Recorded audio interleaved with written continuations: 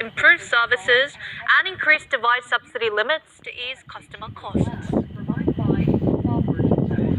This office worker in his 40s uses 2 cell phones to save on his telecommunication fees. For simple calls and text messages, he uses a phone subscribed to a cheaper plan provided by a mobile virtual network operator, MVNO, while for more complex tasks, he uses a second phone. MVNO businesses purchase data at a cheaper price from the country's 3 major service providers and offer them at a fraction of the price to consumers. 데이터를 많이 주고 통화도 더 많이 주는 그런 알뜰폰이 2,200원이더라고요. 그래서 27,500원하고 2,200원은 가격 차이가 꽤 많이 나는 거라고 생각해서 그래서 알뜰폰을 하게 됐습니다. The government has decided to promote market competition to lower telecommunication fees as they have become an essential part of daily expenditures. The goal is to boost the competitiveness of these inexpensive phone plan options by having the nation's major mobile carriers lend telecommunication networks to new operators that offer affordable services and also by diversifying methods for calculating network rental fees. The government wants to break the existing oligopolistic network market dominated by 3 major mobile service carriers. Support will be provided to new operators in terms of frequency bands. Subscribers will be allowed to choose between LTE and 5G rate plans regardless of the phone model. Mobile service providers will also be mandated to notify customers of optimal rate plans. The cap on subsidies for mobile phones will be raised to alleviate consumers' financial burden as the cost of smartphones account for 1/4 of their telecommunication fees. The government will consider doubling the cap on extra subsidies, which make up 15% of public subsidies for mobile phone purchases to 30%. They will also look into amending the Mobile Device Distribution Improvement Act. However, consumer groups say telecommunication fees need to be cut in a more palpable and direct way. 보조금을 대폭 상향해서 그 부분이 소비자들한테 이익으로 가도록 하고 그 다음에 그 통신 요금과 관련해서는 이 초기 도입 당시부터 높게 책정된 이 부분을 The consumer groups say measures to cut mobile phone fees should not be limited to helping operators only, but should also include improvement in service quality that consumers can experience.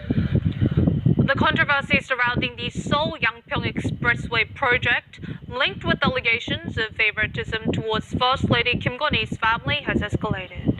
Land Minister Won Hee-dong announced a full stop to the project amid vehement denials of these accusations from the government and ruling party. A project to construct an expressway linking Seoul and Yangpyeong County in Gyeonggi-do Province passed a preliminary feasibility study 2 years ago.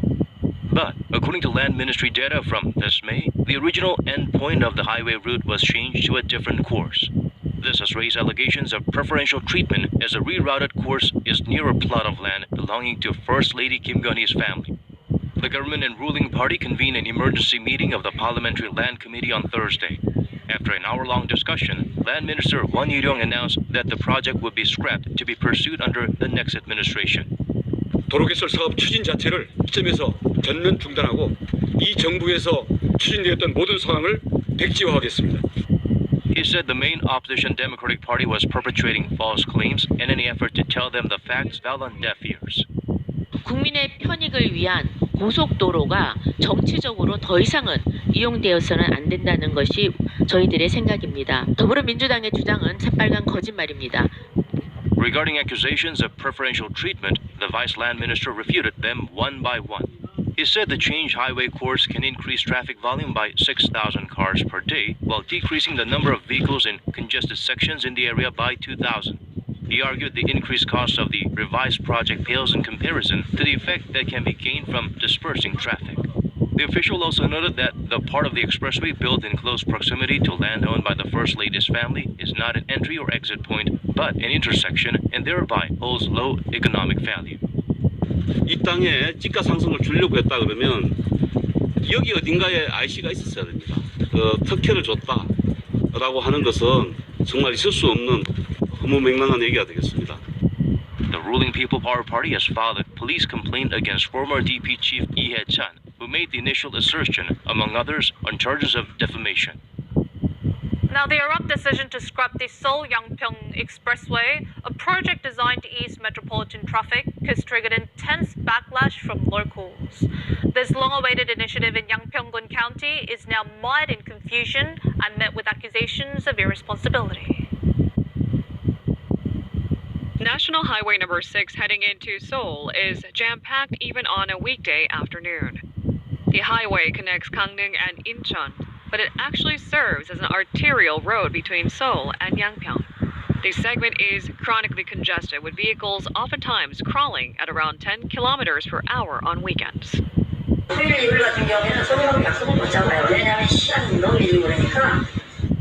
The main reason for constructing a Seoul-Yangpyeong Expressway is to disperse this existing congestion. The Yangpyeong County government tried to build a privately funded expressway in 2008, but couldn't find a builder. But the project found new momentum when a budget was allocated in 2017. The project passed the preliminary feasibility test in April of 2021. Then the feasibility test began in March of 2022. Now an environmental effect assessment is underway. The expressway is projected to open in 2031 even if it proceeds as planned. The local residents seem to accept the recent decision to scrap the project as indefinite postponement. 무책임하게 그렇게 했다가 그렇게 쉽게 그렇게 마음대로 그렇게 주민들 의견도 들어보지도 않고 언제 어느 세월에 다음 정권에 해가지고 앞으로는 2040년도에 되겠네요. The county governor belonging to the People Power Party demanded the government to withdraw its decision to scrap the project. 국토교통부는 사업의 전면 중단을 철회하여 양평 군민이 계속 꿈과 희망을 품을 수 있도록 해 주십시오. The estimated project cost stands at roughly 1.8 trillion won. However, the sunk costs on traffic demand projection and other matters are at a manageable 3.5 billion won. Nevertheless, it won't be easy to appease enraged Yangpyeong residents who had expected a gridlock solution and a population influx.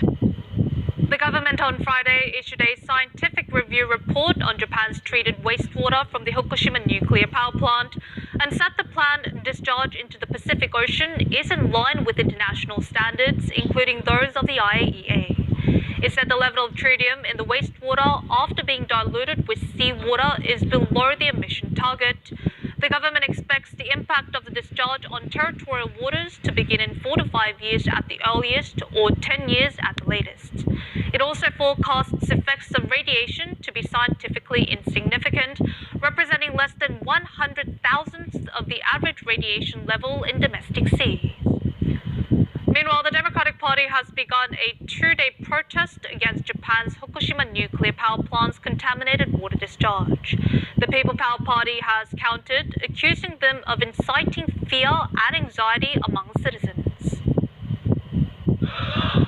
The Democratic Party went into emergency mode once the final IAEA report was released to approve the Fukushima nuclear plant's release of contaminated water. 오염수 방류를 권장하지도 승인하지도 않는다.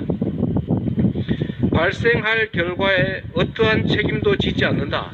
이렇게 써 있다고 합니다. 이게 어떻게 제대로 된 안전성 검증 결과라고. The opposition party also engaged foreign journalists to see the need for international collaboration. 사고 원전 오염수를 해양 투기하는 것은 역사상 전무후무한 일로 현존 세대와 미래 세대의 건강과 생명에 치명적인 영향을 끼친다는 것. The DP urged President Yoon Suk-yeol to inform Japanese Prime Minister Fumio Kishida of the party's disapproval of the water release at the next summit. The ruling People Power Party criticized the opposition and claimed they are undermining the honor of numerous countries that participated in the IAEA inspection, as well as Korea's national dignity. 광우병 사드 선동에 나섰던 역전의 용사들을 소환하겠다는데 기어이 또 한 번 나라를 뒤엎겠다는 것입니다. 죽창가를 부르는 것도 모자라 무역 전쟁을 하자는 겁니까?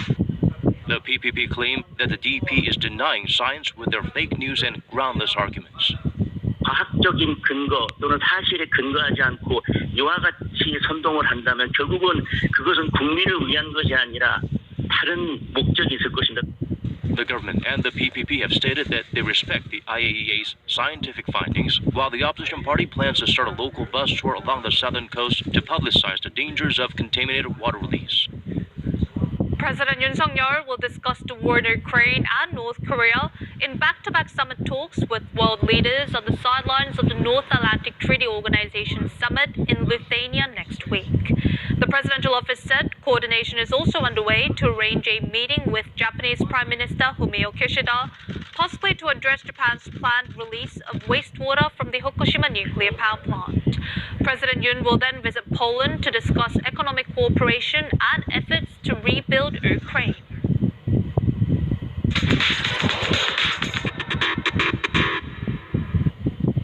On the night of the 4th near Dongjak Station, a drunk driver struck another vehicle and tried to flee. It was none other than former national soccer player Lee Chun-sul and his manager who went after and caught the offender. An entrance to the Olympic Expressway near Dongjak Station in Seoul. Two men are seen running on the motorway. The one spotted running away is a drunk driver who had crashed into a taxi. The one chasing him is the taxi driver. The overwhelmed cab driver asks people around him to help him catch the perpetrator. For help, a man gets out of a car and starts pursuing too. Another man joins him. It's the former national soccer player Lee Chun-sul and his manager. He was on his way home after a TV shoot when he saw a drunk driver trying to flee and decided to help. 좀 잡아주세요, 도와달라라는 목소리를 내서 그거에 좀 이상하게 못 꽂혔는지 제가 갑자기 이제 문을 열고 나가게 좀 도와드리고 싶다라는. He and his manager sprinted on the motorway in the dark and managed to apprehend the drunk driver in just 5 minutes. 바로 옆에는 가드레인 뒤에서 바로 절벽이고 그래갖고 그냥 저도 지금 생각하면 갑자기 발이 몸이 왜 어떻게 움직였는지 저도 신기할 정도인데. The intoxicated driver turned out to be a man in his 40s. His blood alcohol level was high enough to have his driver's license suspended. 나이 드신 분이었고 간절하게 얘기하시는 그런 상황이 뛰어갈 때는 무조건 잡아야 되겠다라는 생각만 가졌던 것 같습니다. Police are investigating the apprehended man for alleged hit and run and DUI. The Tame-3, Korea's latest oceanographic research vessel, has been unveiled.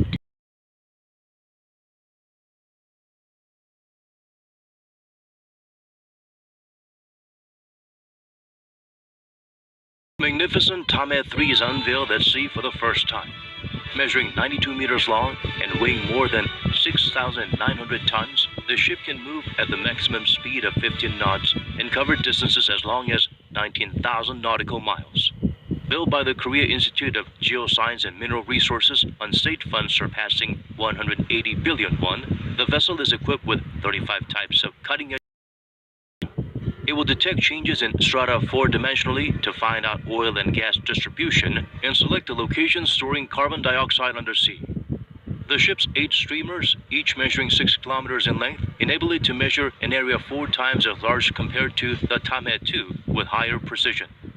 음원도 1.5배 커졌고요. 그래서 더 깊은 곳까지 볼 수 있고 더 멀리 더 넓은 곳을 빠르게 조사할 수 있다는 장점이 있습니다. As an ice-class vessel, Korea's third exploration ship can explore not only continental shelves but also polar regions such as the Arctic using dynamic positioning control. It can also be deployed in the development of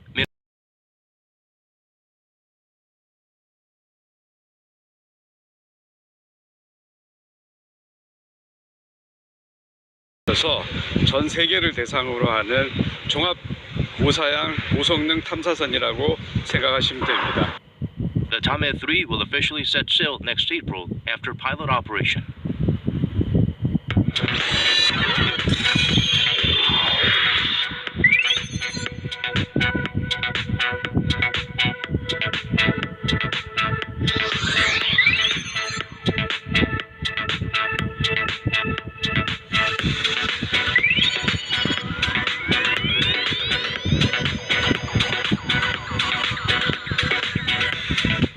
And that is all we have for your news today. Thanks for joining us. We will see you again at the same time Monday. Have a great weekend.